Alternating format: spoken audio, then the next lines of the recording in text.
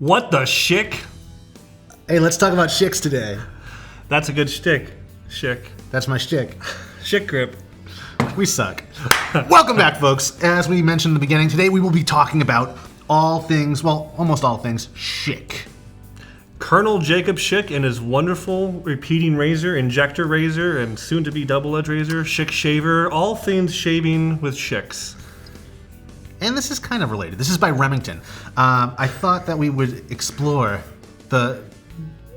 How would you say? The only thing in common with that and Schick is it's called Remington. And No. These are based off guns. No. Not only that, well, Remington was a gun manufacturer, but they also electric shaver. This is for electric shavers, this aftershave. And Schick, the only reason why he did the Schick Injector, which we'll get to, was because he wanted to start his own electric shaving company. Sellout. So, before we begin, let's just... Oh, yeah. Looks like Aqua Velva. Smells like Aqua Velva.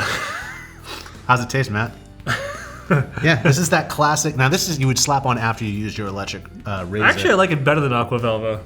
It's a little more subdued, a little more back in the day, toned down. It really wasn't about the scent, so it didn't matter if it smelled like anything else or not. It's about the color. That classic aftershave Aqua Velva type scent. I like the blue stuff. So Honey, give me the blue one. Today's episode is brought to you by Remington Aftershave. I thought it was thematic with what's going on here. So tell me, Let's start the show. where does it all begin? Well, World War I comes around, and In the Spanish-American War. yes, and this whole idea of rifles really inspired Colonel Jacob Schick.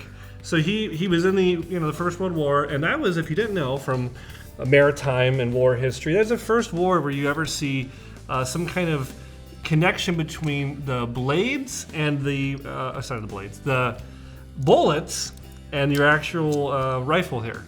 And so, the idea of being able to load in multiple bullets at a time and not having to actually touch and handle one bullet really stuck with Colonel Jacob Schick. He loved that idea, and like this firearm here won't actually load it, but you put this here, it's called a stripper clip, and you shove them all down and you're ready to go. In the same way... Well, he was basing his off not this exact rifle. No, the Springfield 1903. M1903. Yeah. This is a rifle I have from a little later in history, but it's what I had. Yeah, we're only working with what we got. So in 1926 or so, he came out with the Schick Type A magazine repeating razor. It was the Schick type lip gloss. These weren't called injectors yet. Oh, okay. This was the magazine repeater company, and it's, right here. Made by, Now this version is actually kind of a rare version. It has like an elephant print on the handle. Thank you to local collector Justin Sullins for letting us borrow this.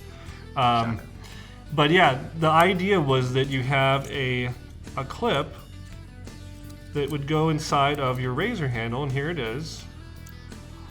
It's a little tiny magazine. Oh, yeah. And you would load that in. Very... Yeah. They could be related. And so you'd load that in, and then you would basically have the head would be perpendicular like this, and you'd use the plunger, and you would plunge a blade across that the razor head and flip it 90 degrees, and now you can start shaving. And so changing the blade was as simple as just cycling the plunger. And there you go. You have the ability to shave on the go and not have to fumble with blades. And if you look at the form factor of the injector blades, are tiny. It's true. They're small.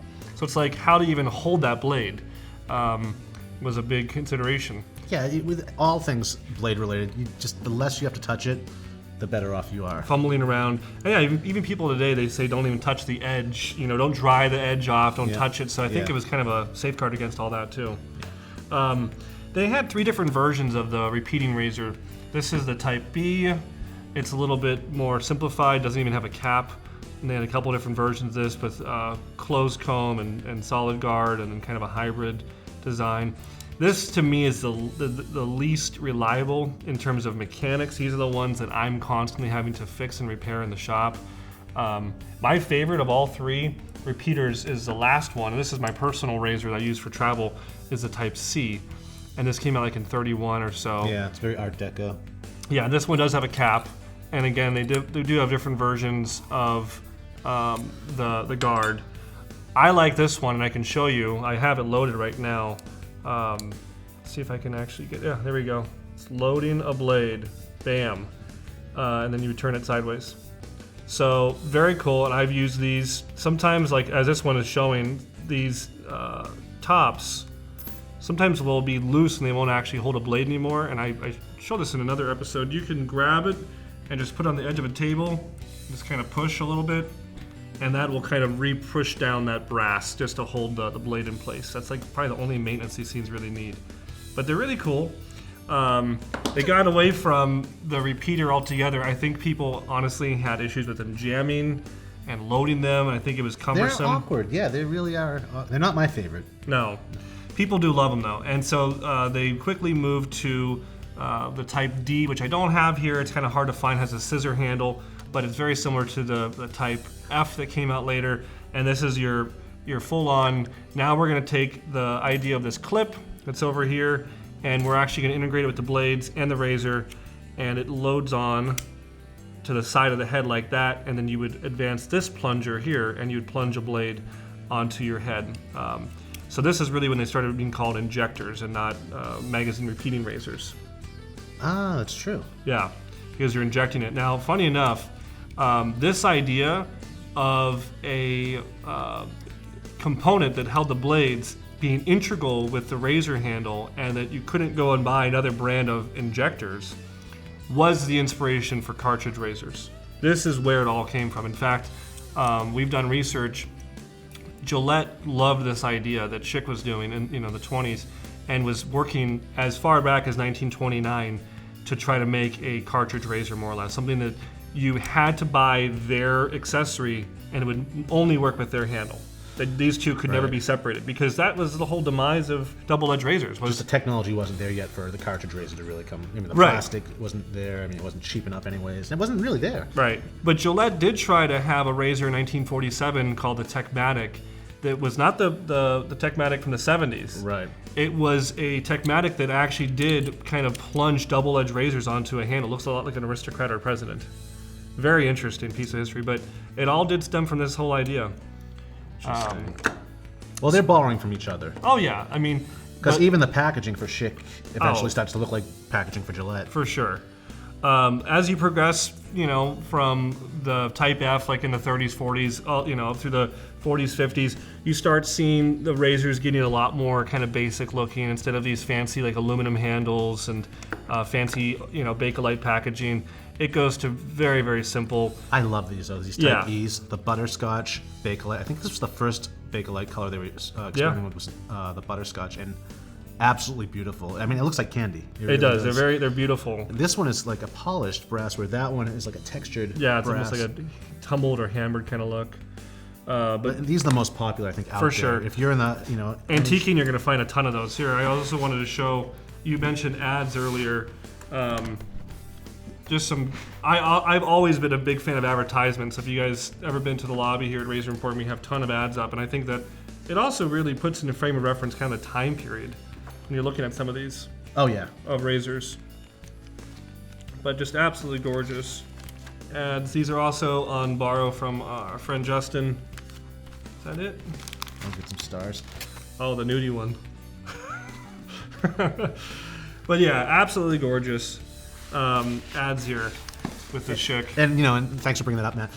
Again, when you're antiquing, if you're having a bad day when it comes to finding razors, remember a lot of these antique shops do have magazines for sale too. Mm-hmm. If there's a razor from a certain year, look for that year in the magazine. Chances are you'll find that ad. And a lot of times people have already gone through and cut out the ads, and they have them in these giant boxes, and they're sorted. So go over to the bathroom section or home goods, personal goods. Usually they have categories. Yeah. And just start digging. Dig, because they make some great decorations for your shave den. Usually you don't have to pay more than a few dollars for an ad, but I think it makes a great presentation in your bathroom. I definitely do too. So as it goes further and further, there's a couple other notable ones. The Schick grip with a tennis racket handle. Yeah, they had another one, a Schick grip that had a stick shift on it. That's right. Yeah, those are type. I thought we had one here. We didn't. No, we didn't. No, that's a type L or so. Or so. Yeah, where there's little L and M. ML, it was PQRS. A, B, and so forth.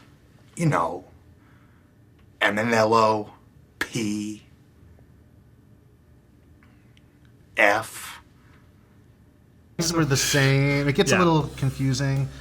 But then they even went after like Gillette's market. We were talking about that with now you just have an adjustable Schick, so it just drops the guard down to give you more blade gap, more or less. A couple drinks and I drop my guard down too. Wow. Now, Schick did try to get out of just Injector only later. They did have like the famous Schick Corona on the end over there, the double edge razor. And these are actually really awesome shavers. If you've ever had an opportunity, and they can be had for 25, 35, 45 bucks. And they're light though. Yeah, very light, plastic handle, but it is a good shaving. Is that aluminum on top too? No, it's all brass actually. That's brass? It's all brass, plated nickel. Yeah. It's just the lightness. Yeah, for sure. But no, it's nice. It is very top heavy. I like that balance though, because that's the weight you want to put down. Like, very cool. But you're right. So Colonel Jacob Schick was the founder of all of this, but he did kind of get out of the company relatively soon. Yeah. And he sold it off, and it became its own thing. And he later, Schick got really famous for their Schick shavers, electric razors, and that was really his passion. Yeah, that's what he dream. wanted to do. Yeah. So he was, he had two horses in the game. He had the wet and the dry. Yeah. But the push for dry electric shaving was a big thing of Schick. So it's to think that he not only kind of spun the beginning of what would be cartridge shaving with this whole idea of an injector being inseparable from its razor handle, and then also electric razors. Someone could say that Colonel Jacob Schick was the father of modern shaving, because you think of both cartridge shaving and electric razors as modern shaving. So he was kind of the father of all that, grandfather. That's interesting. All these founding fathers, like Gillette and like kind of like the founding fathers here.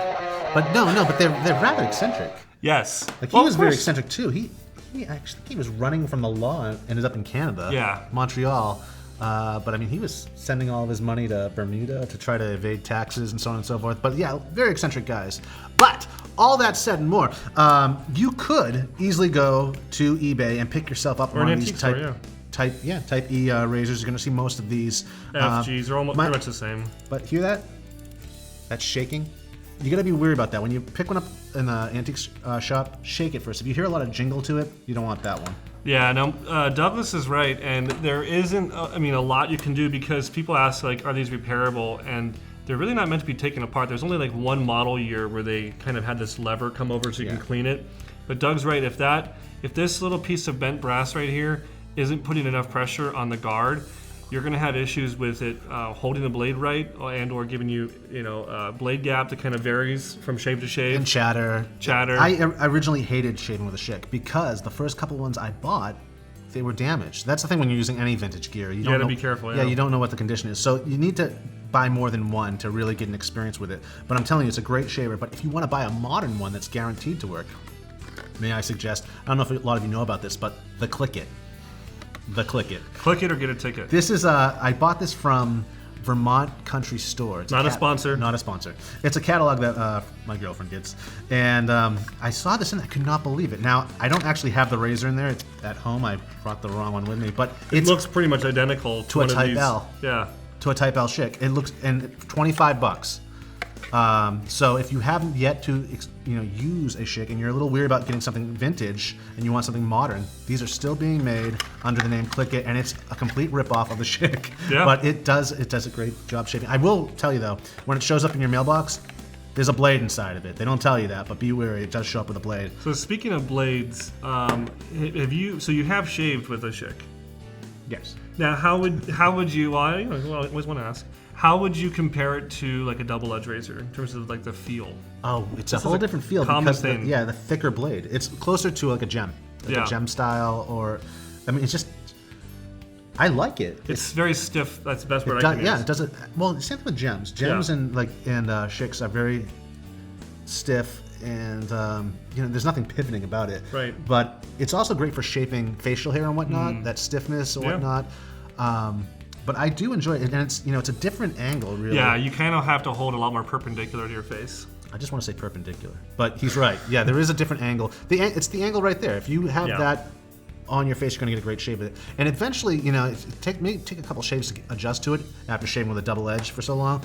But It's definitely a great shaver. Have one in your shaving den. I think they're also great for sensitive skin. I think they do a great job of kind of going over without causing ingrown hairs. And blades are still being made to this day. It's funny because they stopped creating the razors in 1995. But the blades are used for all sorts of stuff. Yeah. Well, they're used for scientific stuff, dissection. That's true. Ted Pella. I mean, that's where all that stuff comes from. That's true. But Persona actually came up with their own Schick type injector back in the day as well. they probably own. I think they own the rights to it at this point. Everyone did. I think Gillette owned part of Schick at one time as well, if they don't already or don't still. But yeah, it's amazing. Well, absolutely flipping amazing. On that note, how to load one. Ooh, tell me more. Okay, so one of the most common questions we get is, how do I load a repeating razor? You know, you can't just buy an injector and just go to town. So the number one thing you need to look at if you're buying a vintage razor is, does it come with one of these little clips? Because without this little tiny magazine clip, these repeaters are useless. Just like without that clip, you can't use that rifle really as easily. But with this, you can't use it at all unless you're going to load it. There's nothing easy about that rifle. First of all, you have to want to shoot it. Yes. So we're going to just take this little, clip here, and you look carefully. It says rear on one side, and that means it's going to be facing out at its rear towards you when you're loading. Thought of everything. Thought of everything. Now, so people were dumb back then too. So you're going to buy a modern injector, cartridge like this, and they do sell two types. They sell without the actual key, like this. This is one with a key. This is without a key. So if you could find a difference with price, get the one without the key because you're not going to need it. So you're just going to plunge out a couple blades. We'll just plunge out 2 blades here. Those my blades. Sorry. For the sake of art. The best way I've always found to really kind of study this, can you put your hand out flat? Is to just imagine the way the blade edge is going to be and just kind of visualize it. So I always like to look at it, and I look at the word rear. I f***ed up the word rear. And I'm like, okay, so I want it's all hot. I want my blade to be like that, and it's gonna go in like this. So I'm just gonna put the blades in like that, and just look at it, because otherwise you're gonna kind of get confused with the geometry here. So after you get your blades properly aligned, put them in like this, and then you should just be able to plunge. There's that word again. And of course, I have an issue. Subscriptions even. And this is why these razors are just so unreliable. They are! Okay, hold on. Did I get it? Yep, I got it. Okay, the head. Sometimes you have to kind of fiddle with the head. You gotta kind of get the head fiddle just right, and then you watch there. Bam, goes right across. I'm not impressed. Did you guys get that? All right, here, ready? And now we're gonna repeat the razor. Let's see if I can get another blade to load. There we go. Ow. Yeah, so I got it to cycle. Don't catch blades with your hand, people. Yeah. So sometimes, where it comes out on that handle is it has to be just the right level with the head. If they're off, then it won't advance the blade across. And for that reason, folks, that's why these were invented. Yeah. I think the consumers had more issues with repeating razors than anything. And knowing which end was the front and which end was the rear. And you can take them apart at home. If you have a little eyeglass screwdriver, you just take that screw off right there, that screw, take the big screw off the head, and this entire sheath comes off. And it's not that complicated. It's like repairing like a little watch or a lock or something. But they can get jammed up, and that does happen. Don't get cute with me, pal. I will jam you up so hard, I will jam you from morning until night. You want to get jammed up? No. Huh? You like getting jammed up? No. No. I didn't think so. It's true. So you repair locks? Sometimes. And that's all we have, folks. Yeah, but thank you so much for watching all about the Schick repeating magazine Schick razors. talk. Schick talk. Schick talk. This razor is a piece of Schick. But folks, before you leave, please remember to like, subscribe, and comment. And you can win your very own mug. Ooh. That's right. A mug with our mugs on it. Until next time. I'd rather be shaving.